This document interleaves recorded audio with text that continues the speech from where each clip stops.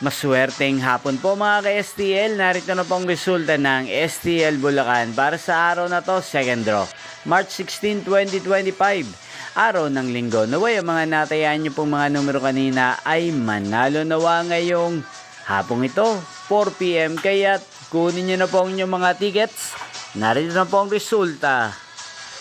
Ang mga numerong nanalo sa STL Bulacan ngayong hapong ito, March 16, 2025, 4 PM. Second draw result, 40 at 15 in exact order. Sa lahat po ng tumaya kanina sa STL Bulacan para second draw ng 40 at 15, congrats po sa inyo, panalo po kayo. Again, 40 at 15.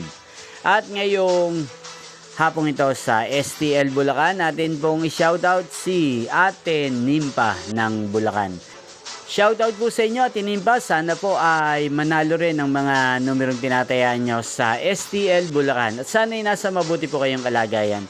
Gain din po sa lahat po ng mga subscribers ko sa Bulacan. Shoutout po sa inyo. Inyo pong napanood ang resulta ng STL Bulacan sa channel na to, Roderick Hernandez TV. Magkita-kita pong muli tayo mamayang alas 8 ng gabi dito po sa channel na to. Thank you for watching.